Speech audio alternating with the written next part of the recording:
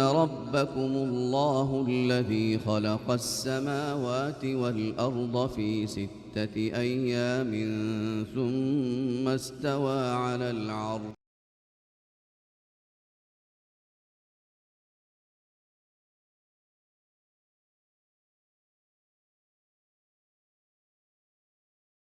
طيب بسم الله الحمد لله رب العالمين والصلاة والسلام على رسول الله. Welcome everybody to another Insight to Islam Zoom discussion. The title of this discussion, or the series that we're going to have, is about aiming high and being ambitious as Muslims. Now this is a very, very serious topic, and one that is much needed to discuss some of the trials and tribulations that we go through in order to be successful. Now, while this topic is mainly focused on issues to do with management and finance and structure, no doubt this will include aspects of the religion. There's no point being successful in the dunya and you lost the akhirah. So this is we're dealing with both subjects. So with us we have, mashallah, Musa Shabuga. Did I pronounce that right? Yeah, that's it. Sabuga, man, Uganda. Yeah, Ugandan, yeah, mashallah, representing Uganda, mashallah. Okay, so he is now the CEO of the charity called Resoul and doing many other projects and involved in a lot of things. So it's important that we speak to him concerning the trials and tribulations from where he started to where he is now, so he can be some kind of I won't say role model, but someone who can look to say, okay, he come from a certain place and now he's in this place. How did he get there? What were the things he had to go through in order to get this success and manage his organizations and dealing with management structures, etc., etc. So what we're going to do is first we'll start from his humble beginnings. Assalamu alaikum, Musa. How's things? Welcome, salam, Tala. What's happening? I'm good, I can't complain. Just like I told you today, we just had a busy media day today. I think this is my fourth online conversation Zoom, and today was just a day of doing media.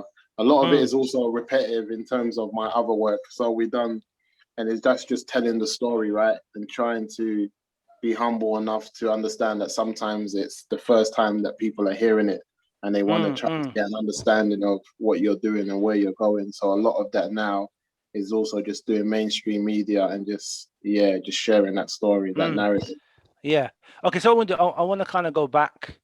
I saw the video that you posted, your humble beginnings. Started doing some rapping, and as a young person, I saw the circles you was kind of moving in. How would you describe your situation at that time, and your try to make it not brief, but from that situation to then embracing Islam? How was that?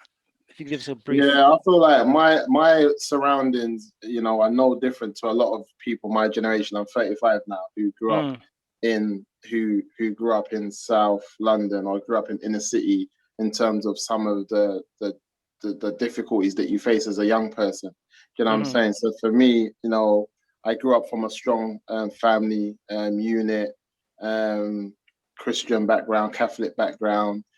Two parents in the household doing their utmost to provide for me and my siblings. And by the time I was 10 years old, my dad passed away, and turned me into an orphan at that early age, not understanding what that meant, what that really had kind of, or what type of trajectory that was putting me onto in terms of my future and where I would head. I think, and up until then, I would have been a stable child in schooling, doing well, just like most children. But I feel like that was a big turning point in my life, because I feel like having younger siblings and being in a rough inner city area that I was in from an early age, I kind of made a decision. I was saying, because it was my last year of primary school that I lost my father. So I feel like going into secondary school, I kind of made that decision that, especially the area that I was growing up in, that my siblings would be safe from any type of violence towards them. Because I grew up in an area where everyone had big brothers, like that's so-and-so's big brother, that's so-and-so's cousin. You can't mess with him, that's so-and-so. We didn't have that. It was me. So I feel like I had to create that figure and be that big brother where people can then see my younger siblings and be like, that's so and so, bro. That's so and so's. You know what I mean? Can I ask a question? Like, obviously, the loss of your father must have been devastating. What do you think? Your opinion about kids growing up with one parent, primarily the mother, running the show. How do you think that affects young people going through their teenage ages in regards to the father is not around? How does it kind of affect you? I think like it's always, I feel like when a person doesn't have their father, I think it's always going to have a level of effect. How much that or how big that effect is depends on your family unit. So there are moments in your life that you expect your father to be there and your father to kind of see you through. And there's some moments that you can, for me, I might be able to count them on one or both hands. I wouldn't say it's massive, but then there are moments in your life that are more than that, where you need that masculinity and you need that male Role model guidance. kind of thing. Yeah, role model, whether that's your martial arts teacher, a school teacher, that because there's a lot of people who've got dads who don't believe in them, but because they had that strong presence of a school teacher who did, they succeeded in them areas. You know what I mean? Because they had that male who said, you can do it, you can achieve, or saw something in them that their fathers didn't, even though their fathers were alive. So I feel like, you know, by the grace of Allah subhanahu wa ta'ala, I was able to have, my mother had good brothers, you know, so and cousins who were that male presence in my life, where, you know, they taught me a lot of things that a father should teach a child, you know what I mean, or a father teach a son. So I feel like I learned a lot from my uncles and I learned a lot from my uncles. So and that kind of helped me. But there are moments when you're growing up and you're just thinking it would have been good if dad was here, or it would have been, you know what I mean? But I feel like also losing dad at such an early age, I feel like it kind of created an absence that I didn't understand. So it was like, you can't miss what you don't really have. Do you know what I mean? But then again, I have friends of mine who their dads are alive, but they're not in their lives. And it's a different type of absence compared to a father passing away, knowing that your dad was upright, but he just passed away. So it's no fault of his own. Whereas if you have a father who is alive and he's out there, you start to create this understanding in your brain. What have I done? Why doesn't he want to be in my life? Why doesn't he see me? What's all this about? Where is this man? You know what I mean? Excellent. So how did you do with inner city life then? If you're saying that you're the elder of your siblings? Yeah, I was the eldest of my siblings. So I feel like growing up where I grew up, so, you know, the football or the boys that I used to play football with, those same boys that we grew up playing football in the football pitches and the football pens, they're the same boys we ended up somehow turning into a gang. Because as we grew, we outgrew the football pitch. Then we outgrew being those cool kids sitting. Can you hear me? 1 second, I think I just got to mute someone. Yeah, go on. Sorry about that. Go on. So we outgrew those cool kids, or we outgrew those young innocent kids who are sitting on the block having ice cream in the summer days. Because the more you grow up, then you start to become a bit more, you know, the community starts looking at you different. Like, you're a bit too old to be sitting out here. You're a bit too old to still be kicking ball on the wall. And also your ideas and your thoughts of how you want to play out changes. You go from just wanting to kick ball on the wall to wanting to climb that wall, to wanting to climb over that wall, to wanting to see what's in the building, to wanting to slash the window, to see what's and go in because it's derelict and there's no one there, to then, you know, going into a derelict building and then police come in and then getting chased by police and getting that thrill and it growing and it just spirals into, before you know it, the same boys you grew up with, you know, as a young person playing football with are the same boys now who have your back, and you're in this group, this gang, and you're basically out here chasing money. And it was something that I was saying earlier, was that a lot of the times there were things that happened around us being in groups that were started by, I would say, one individual in the group, but his life and his very existence was different to the rest of us. And what do I mean by that? So we're in a group of 8 kids and someone says, listen, we need to make some money. And then the person that says that, what's his life like? You know what I mean? Because how does he live his life? Because now I've grown and I'm able to look back. These are the people that used to set these tones in our groups, were people who the parents was on drugs, Okay. or the parents weren't about, or he only had one meal a day. And if he wasn't eating at school, then he was only getting one meal at home. He wasn't getting breakfast. So here I come, you know, in my household where I'm getting breakfast, lunch, and dinner, and I'm sitting on a block just chilling for the sake of chilling as a young boy. And then here's another friend of mine who doesn't have that. He's only had one meal and he's hungry, but he can't tell the man them he's hungry. So he's on like, let's make some money. Why? Because he wants to buy food, and we're just thinking, let's make money for the sake of it. So we start to create little ways of making money, you know, which is like, and I'm talking about petty stuff early days, and this is just like things like there's a trick we used to play with a phone box where you jam the place where the change comes out. So then when people put their money in, it normally drops change back. Because it's jammed, they just end up leaving it. And if you collect it at the end of the day, there's about £10 in there. And you buy sweets and stuff like that and food. So them type of little things we used to do, not knowing that some of the peers that I was with, these people they weren't even eating meals like that. You know what I mean? They were growing up, especially that I'm a parent myself now, and I see how other people parent, I can kind of appreciate and understand that not everyone's doing their job right. And some of my friends I grew up with grew up in more difficult circumstances than myself. You know what I'm trying to say? I know maybe it's a bit early in the conversation, but the point that this kind of thing, now we have food banks. We have, and sometimes some of the youngsters use it as an excuse for crime. Well, there was no food on the table, I had to make ends meet. So they ended up either selling drugs, getting into crime. How much on the estates, maybe the time is different between now and then, but how much of the crime or the formation of gangs is due to poverty, or is it due to, I'm just going to say, is it due to the grime music? Is it due to influences like, okay, we've got to have brands now? Because one excuse is there's poverty, there's no food on the table. I've got to make ends meet by any means matter, by any means. And there's the issue of, okay, we need to have brands. I want the Gucci, I want the whatever the brands them is out there now. What's the balance? Is it a bit this and a bit of that?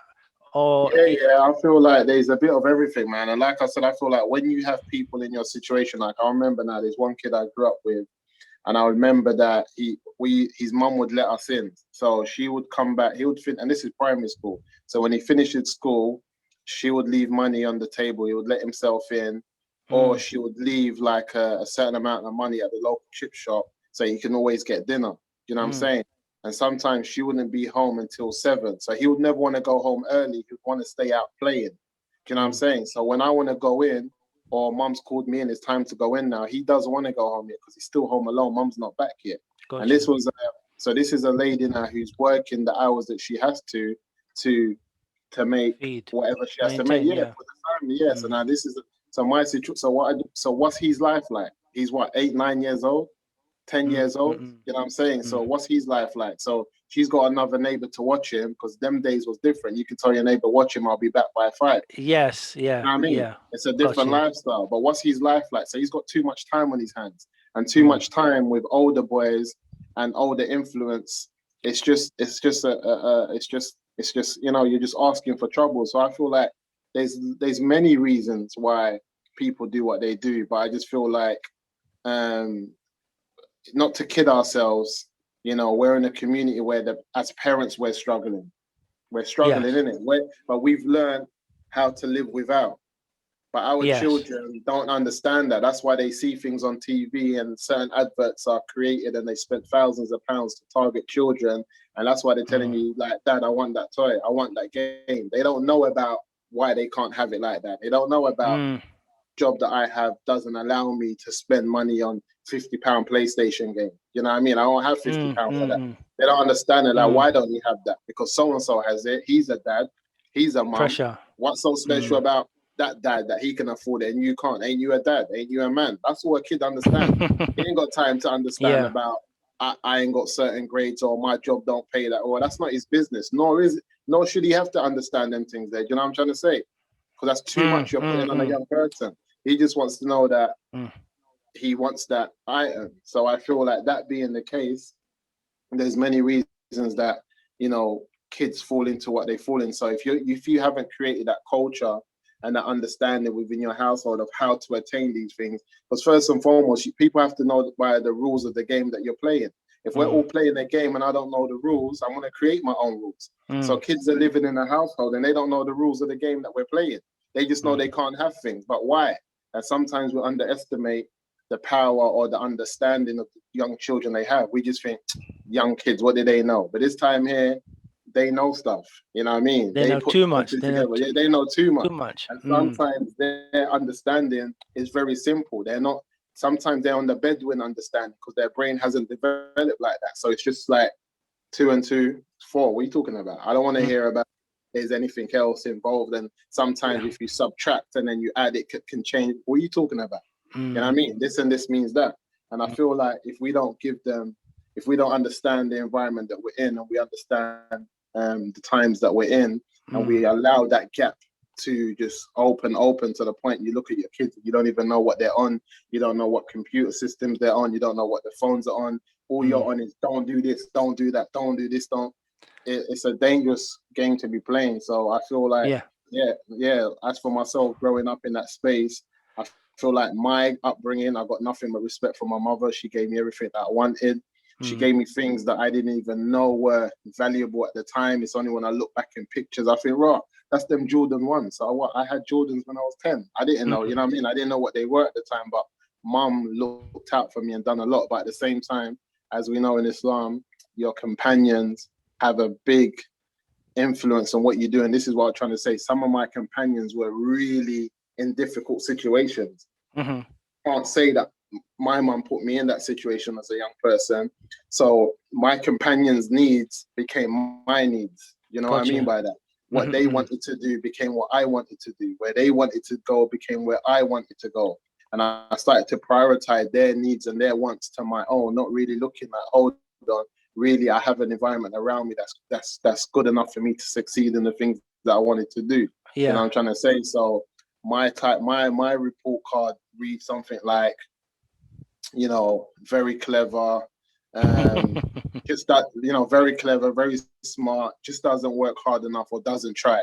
You know what I'm trying to say? Because I'm not chasing my own needs and my own priorities. I'm just trying to do what my companions are on or what they're on. And so I'm not falling back.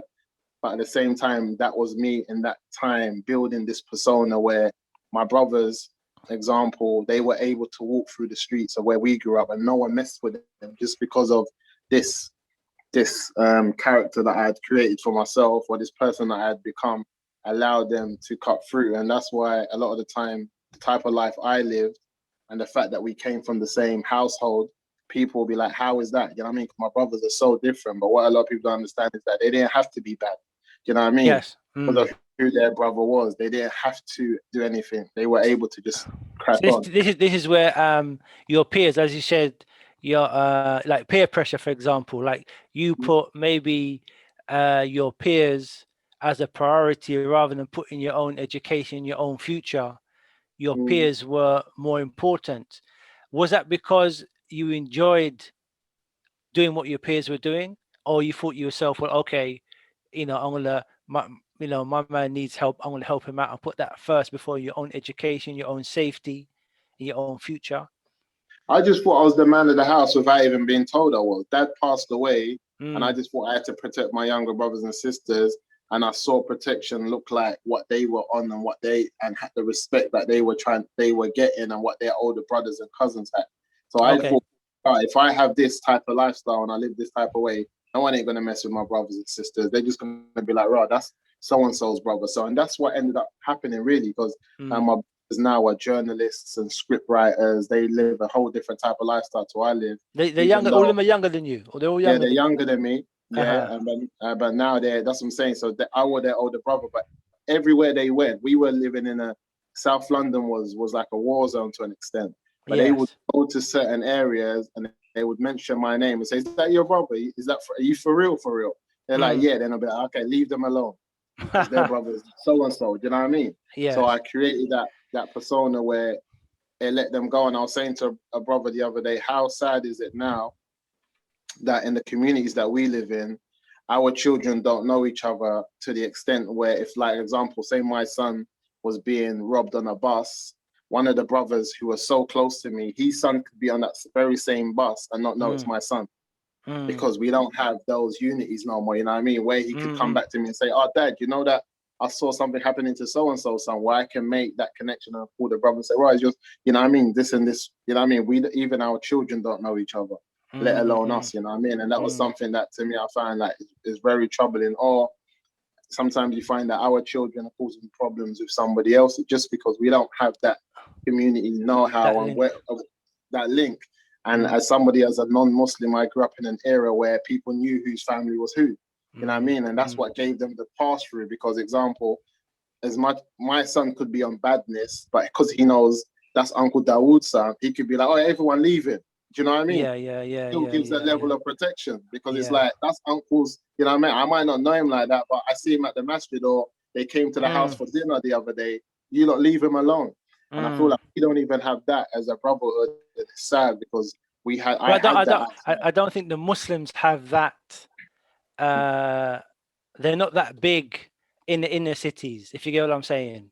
Like, the names of the Muslims are not that big in the inner cities. Like, who is Abdul Rahman or who is Dawood? Like, do you get what I'm saying? They don't carry that name as maybe someone else should. My another point was, from that situation you're in, how did you turn that around and then become Muslim?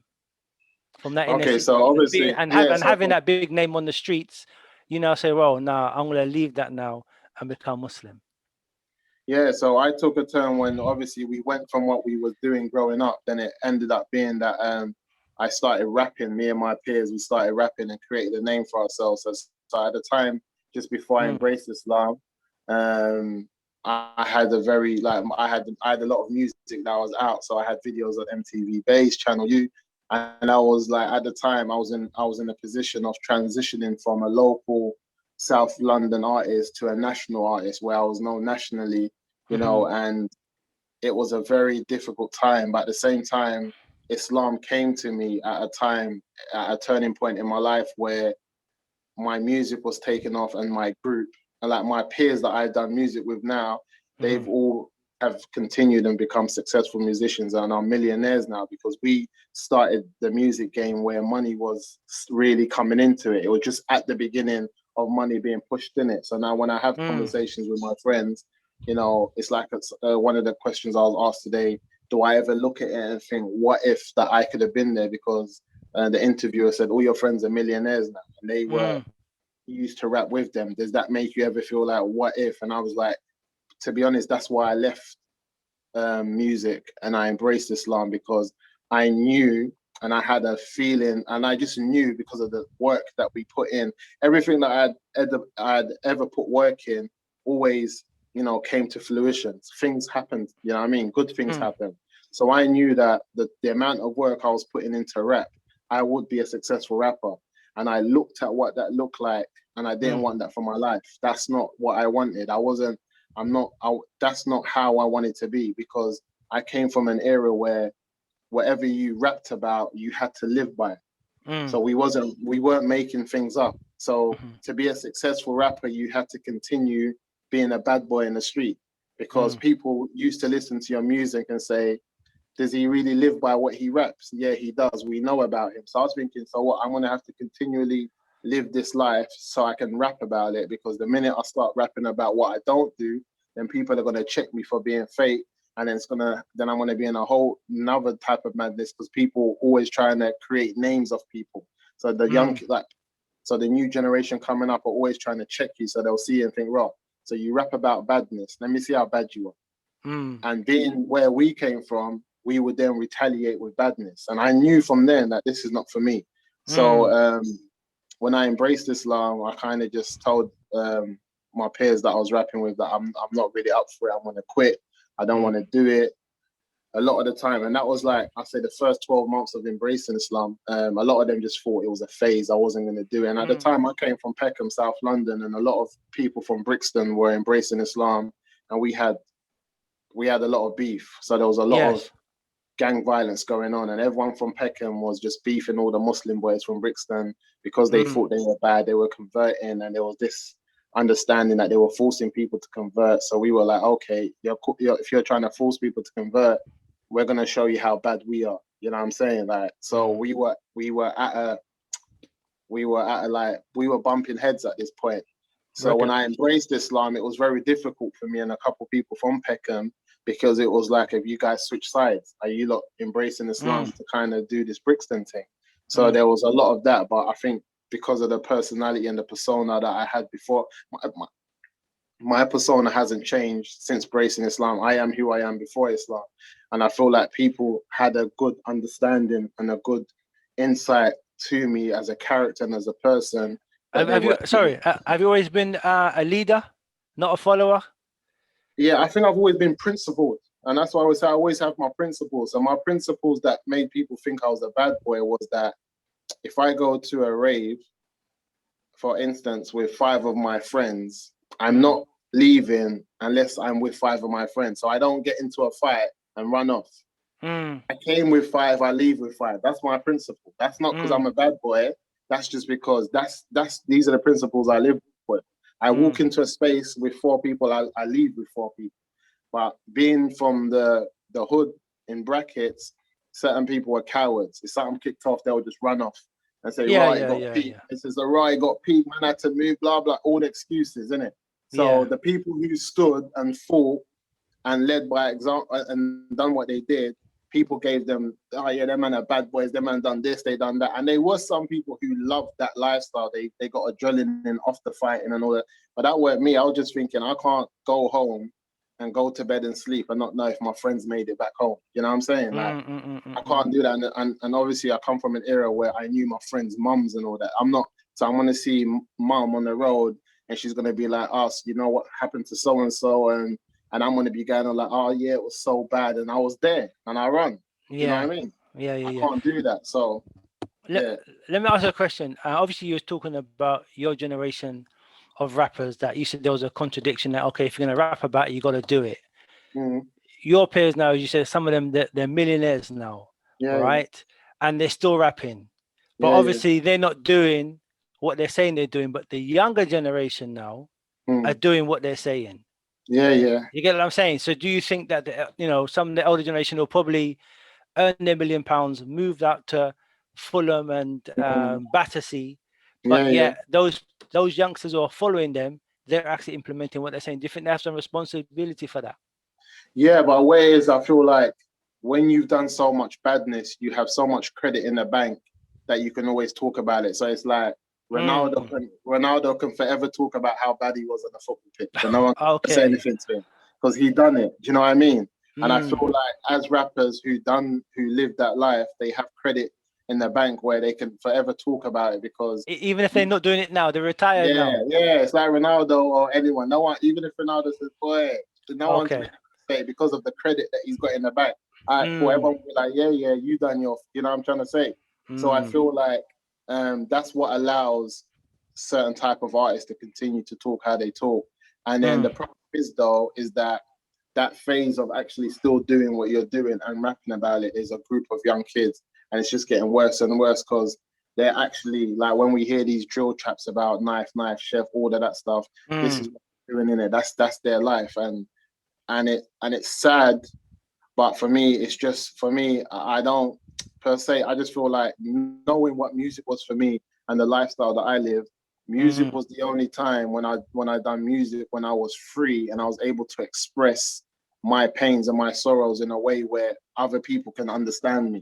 Do you know what I mean? So when I come on a track and I example, I used to have a big following in Newcastle, and I used to think, how are people in Newcastle following what I'm saying? Yeah, how?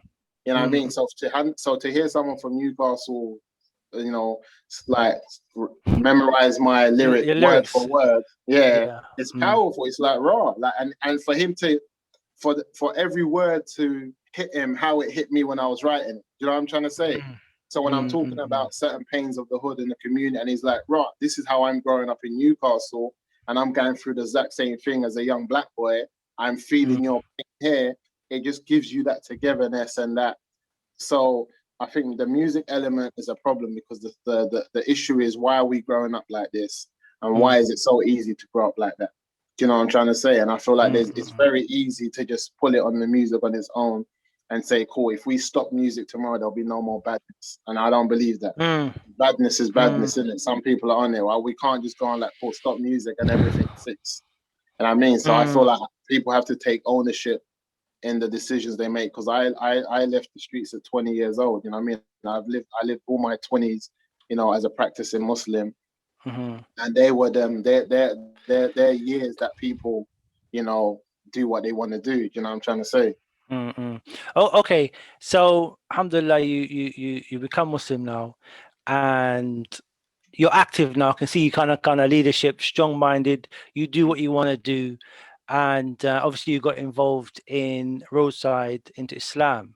Yeah. Right? How did that come about? How did, like, okay, now you're a Muslim now, because there's a difference between people becoming Muslim and not getting involved, not taking benefit from their religion. But someone like yourself now, alhamdulillah, you became Muslim and you got yourself active. How did that come about, your involvement in Roadside Islam? So Abu Bakr was someone who we grew up together, and he embraced Islam before me. But after embracing Islam, Abu Bakr, we saw what Islam done to real individuals. We didn't know about the generation that embraced Islam before us. We didn't know about anything else. We just knew about our generation, and we knew that there were serious individuals, very serious on the streets, who embraced Islam, and you couldn't see the trace of their seriousness anymore. We mean like serious individuals, you know what I mean? And this is one thing I always say to people, is that be careful who you take your religion from in aspects, and also your advice from, is that some of us brothers that are in the masjid, are in the community. Example, there's a brother in the masjid where if he falls off deen, his thing is falling off deen, going back to clubbing, girlfriends, maybe smoking, and just living a normal life. Do you know what I mean? And then there's brothers amongst us, if we fall off deen, it's bank robberies, robberies, and somebody could end up dead. Do you know what I mean? Because there's a certain group of brothers, if they fall off deen and they need money, they're going to go and rob for that money. And if it goes, and when they go to rob with that money, they're going with guns. And if it goes left, someone's getting shot. And if someone gets shot, someone could die. So I always say that there's a group of brothers that I know, and that's why my approach to them is very different. Because I know if you fall off, someone can end up dead. It's not like if my man falls off, he's just going to go back to a certain type of, and that someone ending up then has a big impact on our community, you know what I mean? So it's very, so for us, when we embraced Islam, we was like, how can we share this Islam to people who was like us? There's too many people who were serious, and no one knows they were serious, and seeing is believing. So Abu Bakr's thing was like, these stories need to get out, because these men are serious. You lot need to tell your stories so people in the hood can understand there's life away from the streets, right? It's not just you embrace Islam, and a lot of people think you become Muslim, everything's boring. You can't do this, you can't rape, you can't. So we're trying to say to the people, how can we let them see? Because as much as, and we learned this from the Salaf in terms of the way the Prophet Muhammad used to send a people from the people to go and give them the dawah. Someone that they understand, they see, that and they get. And sadly, I came into a community who were quick to put people who didn't look like me in front of me to tell me about my Islam. People I didn't understand, they didn't dress like me, they didn't talk like me. It had to be translated to me to get through to me. And that was like, you're doing too much. You know what I'm saying? Because I'm not learned in Islam, but you're telling me stories like the Prophet used to send the people and tell them to learn the language. So there weren't no translation. They can give it to them clearly, and to learn a language and to learn it in terms. So when a man says that's sick, you understand that he actually means it's good.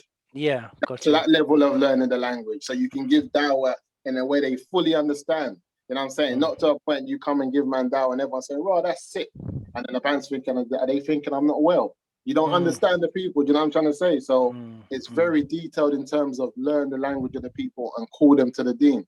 So I came across the people who, you didn't understand my body language, you didn't understand, and we were saying, listen, the only people that are going to get through to our community who we love dearly, because as much as we embrace Islam, we love the people that we left behind. You know what I mean? I grew up with, they would have gave their life for me. And on the many occasions, they were prepared to do that. So I was like, how am I going to embrace this beautiful way of life and somehow just Kafirs, like forget them, man. Like what Yeah. type of man? Like, that's not me. Like no matter what you wanted to tell me, them man are Kafirs, cool. That's your business, innit? But we're trying to get them on this side because we know that these serious individuals, when they come, a lot of people come with them because they are serious individuals. You know what I mean? So that's how I think the birth of Roadside to Islam. And again, we were treading a new path because there was nothing like it before it. I believe Roadside to Islam was the first time young people put a camera to the face of young Muslims and said, "Tell your story." And from the and as much as we asked for guidance and certain things from the community, a lot of people were scared of it. And for me, I always tell Abu Bakr, don't be upset, because a lot of the time when I look at it now, they were also young in their growth. They didn't know how to deal with it. There was a lot to deal with. You know what I mean? I mean, As you sorry. look, go on. I mean, to be honest, like I'll be one of the old heads, you might say. So when like, first question is, do you think you got the support for Roadside to Islam, or was you thinking, right, they're not really supporting the Roadside movement? Because I was like, right, are you trying to make a dean for the road? If you get what I'm saying. So I'm just, Yeah, I was a bit skeptical of it being from a different planet. I said, right, what they're trying to make an Islam to fit into the road. yeah, yeah, that's what I'm saying. That's one point. That's one point. But do you think Yeah. when you set up Roadside that you didn't get the support it should have got, because maybe the elders didn't see what you was trying to do, or they was a bit skeptical, or you just feel like you did what you had to do, and the elders couldn't understand it anyway, so they couldn't. I think they were skeptical, rightly so.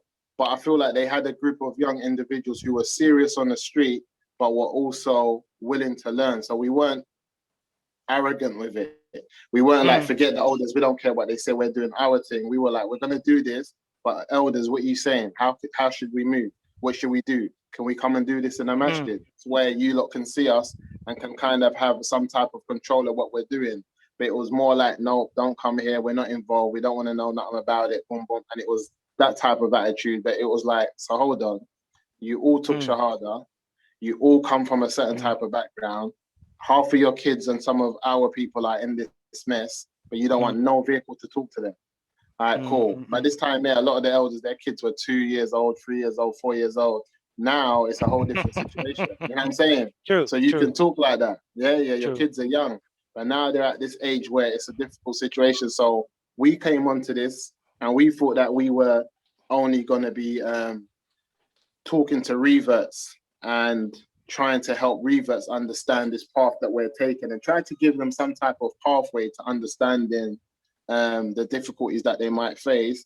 But then when Roadside to Islam kicked in, we've just got a load of born Muslims saying, "Rah, no one understood me. This is the first time anyone's talked like this. This is what I've been going through." So you're getting born Muslims who are coming with real issues, who have 2 parents in the household, 2 practicing parents, but they're just saying their parents don't get them. And they're just saying like your journey and how you've been able to leave. So they're saying we've been running to what you've left away. So it's like, it's good to see that what we're running towards, you lot have openly left it. And you've showed us that it's empty, it's not there, because no one's showing us, and no one that is credible is telling us that this is long. We want some, you know what I mean? We want credible figures from this era. That's like, even myself, I can't tell this generation of young people about the streets and coming off it. They need credible individuals from their era. I'm from a whole different. They remember and be like, "Oh yeah, you're from that era. Yeah, them man there. Okay, we get it."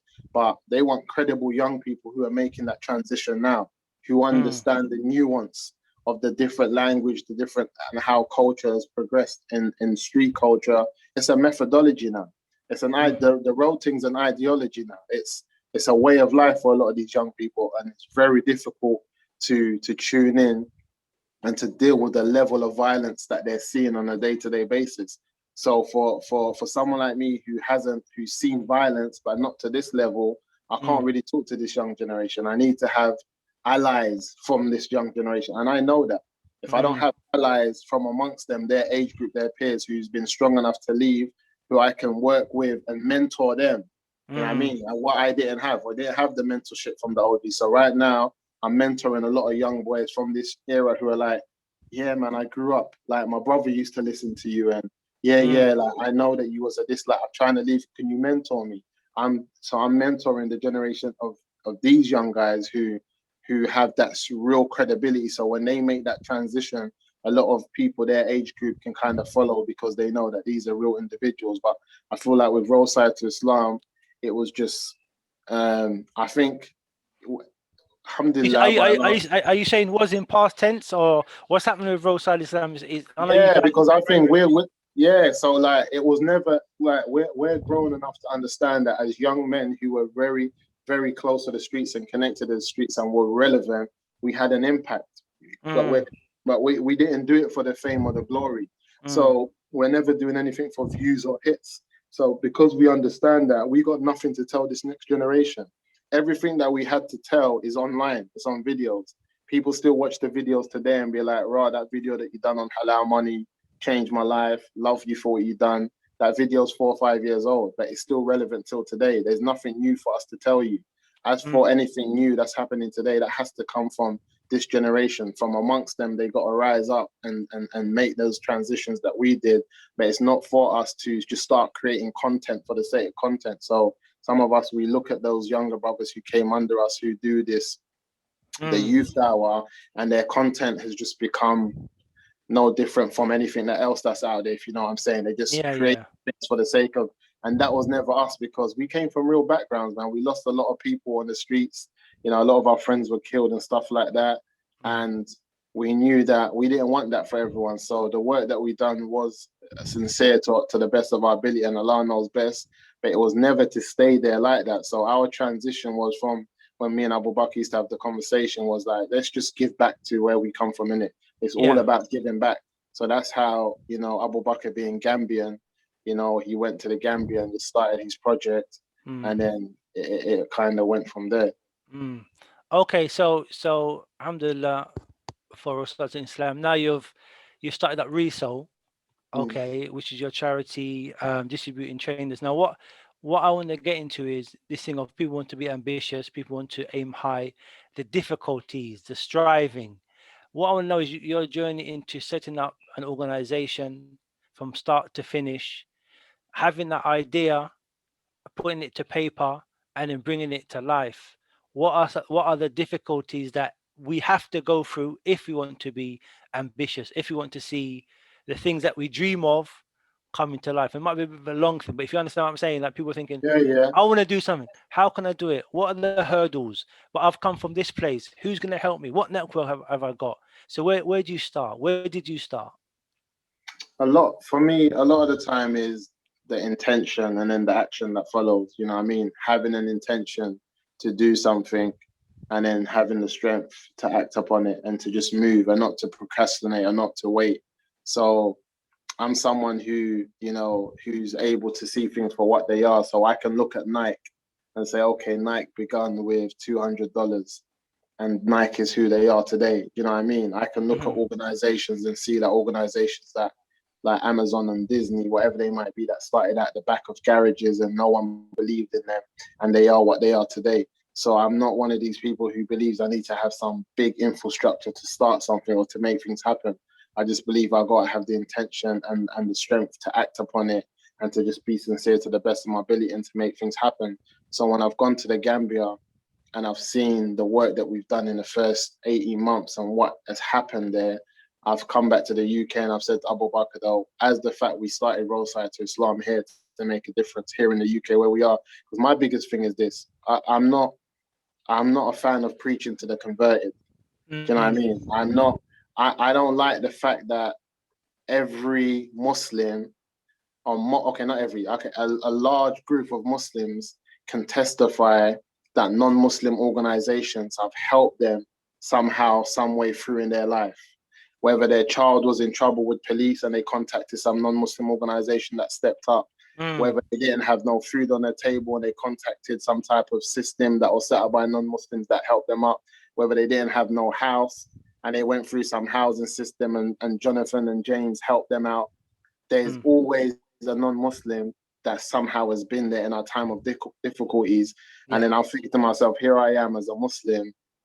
How many non-Muslims can say for things that we are proud of, like we don't smoke, we don't drink alcohol. So my thing is, how many non-Muslims can say my son was addicted to drugs? He went to this Muslim organization and Mohammed and Mukhtar got him off drugs. They got him off alcohol. They found him a place to stay. How many non-Muslims have that experience with us as Muslims? So when they put on the TV, they can say, hold on, what are they talking about? When my son was hooked on drugs, you know who got him off drugs? These lot don't even do drugs. It was all organizations, but I don't see us, and I don't know these organizations that are set up, that are at the forefront of pushing things that are from our deen. We don't smoke, we don't drink, we don't do none of these things, and they're crippling the UK society.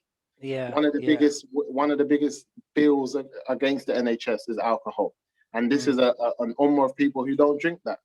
So where are we at the forefront of saying, hold on, we're going to set up places to get everyone off it because this thing's haram, so we want you off. Anyone who's on drugs, anyone who's on who's an alcoholic or has issues with drink, come to us. We're going to help you get off it. Where are we at the forefront of that? Because I feel like that's that real dawah where you don't have to knock on the door and say, oh, Muslims are not terrorists. They say, we know that, man. You man got my son off alcohol. You know what I'm saying? Yeah, where is that? So me being a non-Muslim saying, raw, when I was a non-Muslim, I never really ran into Muslim organizations helping or doing anything. I never saw them. So I just said, here I am. Now I'm a Muslim. I'm going to fall into that same pattern. Where people can't come across me and say, right, that Muslim, I'm just going to follow line and fall into that same line that I always found strange. I said, no, I'm not doing that. So I said, we're going to set up an organization and we're going to deal with the most common poverty that I see in this country, which is homelessness. And homelessness is strive. So 90% of our service users are non-Muslims. When I come across, people on the streets that are sleeping rough, the majority of them are not Muslim. There's a small percentage who are, but 90% of the people you find on the resale page are non-Muslim. So when I'm having that conversation with them, a lot of them are knowing that I'm Muslim, and we're having that conversation. They're very understanding. They're very grateful. They're like, you know what, this is the first time that I've had this experience with Muslims helping us. I'm very grateful. Then we have like Muslims who are like, I've been sleeping on the streets for 3 years. One of the biggest things that I regret is that I've had to eat pork and food that's not halal because that's what they serve in the soup kitchens. I know that you're doing a great job giving out shoes, and I'm very grateful for it because I haven't had new shoes for over 2 years. But if you're able also to serve some halal meals, that will mean a lot to me.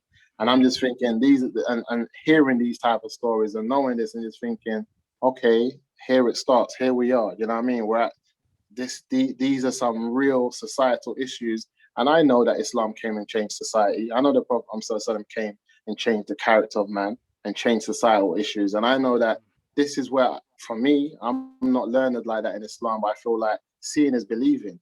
If people see you, you can't, like, testimony is testimony. You can't help a person get off drugs or help a person overcome homelessness or anything, but he's just going to testify to that.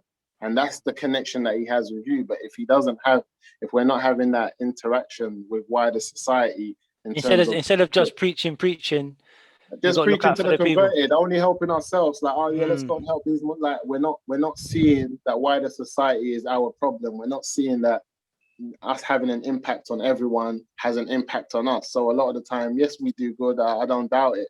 But the question we have to ask is that, why is it that, example, most of our charity, even though we've been commanded by the Prophet to start at home and to take care of those on our doorsteps, we still jump that command and send the money abroad. True. We think we know better than the Prophet when it comes to that. We know better. Because there's no poverty here. We start to make excuses, and these men are not poor. They're falling into this. That who told you what's in their heart and what's their situation? Who told you that? You know what I'm trying to say? Just fix up. Just do what you've been told to do in it. Fix up your doorstep and just see the effect. Then start complaining. See the effect. Because I tell you, as a group of people, as a minority, if we're able to have such an impact like that on the non-Muslims, they'll defend. Listen, the working class who are poor, like the most of us, they will tell it for what it is, man. If you give them the food, you support them, you help it, they're not gonna lie. They're not gonna say that we didn't do it or we didn't help it. They're gonna tell it how it is. So this is the situation I find myself in. My birth name ain't Musa. I can walk in any of these buildings as Michael. That's my birth name, But I don't do that for for the reason being. So when I go on, you know, we've done a lot of stuff with the BBC, ITV, Sky, wherever I go, I walk in there as Musa because I want that conversation to start. I can easily just, because they see my name and they think, right, his name's Michael, but why is he making us call him Musa? Musa, Then we have, then we have that conversation, you know what I'm trying to say? And they say, okay, then they'll say to me, so what's Islam? How's that connected with this charity project that you're doing? Then we go into it, the importance of Islam, and it's subtle, but it's there. You know what I mean? It's at the forefront of what we do. So for me, I feel like, if you, where we've got to today, it's been consistency and hard work, man, because a lot of the times it's your own people that are going to doubt and understand what you're doing. Yeah, you mentioned we, like obviously yourself. Obviously, you've been with Abu Bakr Islam, with Roadside to Islam. Now who's got Spot? You say we, like you have a team. You have around you people who are inspirational. Who say who when you come up with an idea, they're gonna back you. They're gonna push you. So do you have a good team around you that's helping you focus? On your project? For the first 8 months, I had to do it alone. And like what people say, man, is that if your car breaks down and you sit in the car telling people to push, no one ain't gonna push until they see the driver get out of his car struggling with the wheel. People are gonna say, you want hand there, mate, because they're seeing that you're making the thing move. But you think you're just gonna break down in traffic and just sit there like, who's gonna come push my car? You know what I'm saying? So I had to make the wheels turn. Once the wheels started turning and then people saw, the man's struggling, but the wheels are moving. How can I help? And so those people then came in, like Fahim contacted me, I love what you're doing, bro. I'm a trainer guy myself. I've got a load of them. So you're saying, I saw your video where basically, you had some trainers. You said, I've got so much trainers in my house, I'm not using them. Let me just go get them out to the poor. That was you on your ones. You just went out there. Yeah, that's me. Yeah, that was me on my ones. That's me for the first 8 months because it worked. I went out there and I was thinking, cool. I ain't got money to give them. I got a lot of shoes and more time. These people don't take bus. I've never seen homeless men on bus, on train, on tube. I only see them on the streets. That's their mode of transport. So I said they walk everywhere. Shoes are their mode of transport. So they must be in a situation where I've never took time to look. So I've turned up and everyone I've turned up has got a story. My shoes smell wet, socks, holes. So much is going on with my feet. Thank you very much. Always needed a pair. I was just about to steal another pair of shoes. And that's when I get caught and then I end up back in the system. But what can I do? Look at my shoes. So many stories, I'm meeting people like, working poor, or I'm meeting mums who are just like old enough to be my mom, man, sad, like sleeping inside shopping centers at night. And I'm talking to her, I'm like, auntie, what's wrong? And she's like, I couldn't pay the rent last month, so I found myself homeless, got all of her belongings, but I've got a job interview tomorrow. I need a pair of black shoes. By Allah's decree, I have the black shoes in her size. You know what I'm saying? Things like that would happen to me on my journey because I'll be like, Mom, I got a pair of size 5s. They're my last one. They're black. This is what I needed for my interview. You know what I'm saying? So when you see things like that, you think to yourself, look, I came out here tonight thinking that I was giving shoes, but Allah brought me here to give this woman shoes for work. I didn't even know it was that deep. You know what I mean? Those shoes were written for her. They're written for her. This is what I'm saying. But I'm just out here thinking I'm doing bits, or I'm driving and I jump out and I'm going Tesco to buy something. And then when I come out, there's an individual, his shoes are a mess. He needs it. I've only got 2 pairs, 10 or 11. What size? I'm a size 11. Bang again. I thought I was going Tesco, but I came there to get that man's shoes. You know what I'm saying? Mashallah. So you start to appreciate how Allah, uses you and allows to use you. So it starts to grow. And these are the things that keep me going when it's cold, because you're tested now, because now you've done it a couple of times. You're thinking, I've done my bit for society, man. Let me put my feet up. But then again, by Allah's decree, Allah sent people to me now. So someone said, I heard you're giving out shoes. You know what? I got 10 for you. Come get them.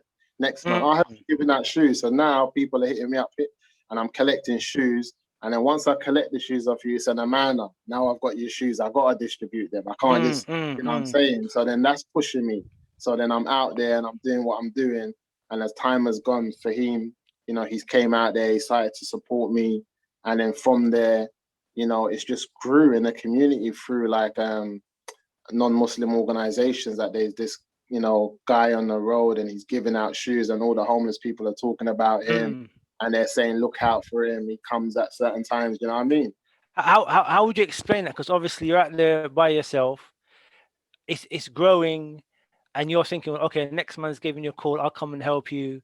Do you feel like it's from blessings? Do you feel it's from people want to get involved to help you, or how are these doors open? How are these opportunities opening to help you? What do you think? Because everyone's thinking, oh, if I start something, it's difficult at the beginning, but then it collects steam, or is it always Yeah, an nah, it's uphill difficult. struggle? Yeah, it's difficult, man. Those first 8 months, and it was winter, coming out at night. You know, like I said, having the amana that you've got like 50 pairs of trainers now, you can't just take shoes off people and let them sit in your house. And I'm like, man, what are they doing here? Like, I got given them to me to distribute. They have to go. And it's cold. I got kids. I got a wife. I got work. You know what I mean? I'm working at this time. I got family. Like, I got other things that I do, projects, you know, helping with sport. There's a lot going on. It's not like I'm a man sitting and I ain't got nothing going on. But I gotta just Yes. kind of prioritize. And I'm saying I'm with my son. I do a lot of things with him. You know what I mean? At the time, he's modeling, so he's flying out here and here. He's learning at a young age. Because one of the things I tried to do for him when he was doing his stuff with like Calvin Klein, and that was as he was traveling around Europe, and I go with him, he was out. Like example, and this is one of the things that I tried to do for him was that being 13 years old, like so example, he'll have a modeling job with Calvin Klein in Amsterdam on a Tuesday, and he'll be back in the same night, Tuesday night. So he'll be back to school on a Wednesday. So he'll go to school on Monday, he's off Tuesday, does his whole shoot in Amsterdam, then he's back on Wednesday. So when he comes back in on Wednesday and he tells his friends, they're like, oh, what was wrong? He was you sick? He was like, no, I was in Amsterdam. I just had to do a quick shoot. But he's just kind of humble, but he don't talk. So they're like, what do you mean? Why are you lying for? He's like, no, I just went to Amsterdam. I just had to do something. It's work I do on a part-time. I do clothes modeling, blah, blah, blah. I get paid for it. They're like, no, you can't work. You're too young. And again, that's just me trying to stay close to him and understand that, look, if you want money or you want to do something, there are things you can do in life. Don't feel like it's, you have to go down certain roads. You know what I mean? Because he was able to see that Monday I'm in class, Tuesday I'll take one day off, which most people do when they're sick, and I'm back on Wednesday studying again, and the school supported me. They've allowed me to go. Okay. I've been paid £1,000 for a day's work of work, and I'm back into school and no one believes me. So it gave him, just that's got off topic, but that's allowed him to realize that the world is big, man. It's not your postcode that you live in. You know what I mean? Yeah. And you're valuable, because when we turn up there, like at the airport, they've got a Mercedes waiting for him with his name on it. The people value your time, and all you're doing is taking pictures for like 4 hours in clothes, and then you're off again. People value you, you know what I mean, at such a young age. So know your worth, you know what I mean, know where you're at. But yeah, so I'm doing things like that with him, and I'm still out here coming back, then doing the outreach after we've come back in, because I remember that because of this, because we would fly out, get back in, and then on that Wednesday that we just got our back, I got an outreach that I need to do with an organization, so I got to get the shoes ready, go out. It was difficult. It was not easy at all, but keeping at it and being persistent and knowing that you wanted to make a difference. And for me, as the more I done it and the better quality of shoes I got, I realized I want to give some of these shoes back to low-income families or to the most at-risk youth in our society, because then it started reminding me, because when people started giving me expensive shoes to give out, I realized, hold on, these shoes are expensive and they're not ideal for the homeless. Not because they shouldn't have expensive shoes, just because the meaning or the what these shoes represents is not important to the homeless man. So if I can give the homeless man a shoe which is adequate, in good condition, like a Reebok, he doesn't need a pair of Jordans. Do you know what I mean? But you see these Jordans, there's a young kid that's ready to sell drugs for these. You know what I mean? There's a young kid who's not really a bad boy, but his mum can't afford £180 for these trainers. And if I give it to him, it might be the difference between him holding some drugs for a kid on the block or for the elders, and him staying in school, because nobody wants to go back to school after 6 weeks holiday and you still got your old crepes on. That's not the life you want to live, you know what I'm saying? And no matter what your parents tell you, that's your world. There is no world outside of school. You know what I'm saying? That's your world, that peer pressure, everyone laughing at you. And we're getting trainers that cost £180, like these Vapor Maxes, these Jordans. And I'm thinking, if you've got 3 children, that's close to £500 for just 3 pairs of trainers. They're not affordable. So we start to make the contact with the parents and with the organizations that have these young people who are troubled, who are, you know, coming from low income families, and then we're presenting them with these trainers. And a lot of them are thinking, do I have to pay for them? Are they free? What's the catch? No, they're yours. They're free. The catch is just stay in school. You know what I'm saying? Just listen to your parents, because mum brought you here. Dad brought you here. Who brought you here? Yeah, mum. See, so listen to mum, because she came here. And now look, you're leaving with Jordan. So listen to what they say. They care for you. They love you. You know what I mean? We're not saying we're going to change all the kids, but we're saying that there's enough children out there who are not bad kids. They just can't deal with the peer pressure, and a pair of Jordans that they go back to school being the cool kid takes all the peer pressure off and allows them to just do their work and just cut through and do what they're doing. So that's where that grew. And then I think I've done the Russell. I think I've done the ITV. I think I've done the Metro. I was featured in the Metro. So what have you found? Now you're in this role. What is the response to you then? Like, obviously, I want to talk to you. I want to find out what you're doing, how you're doing this thing. As you said before, day after day, you're doing podcasts. Like, what has the response been to your energy, your organization, and what you're doing? And what did you put it down to?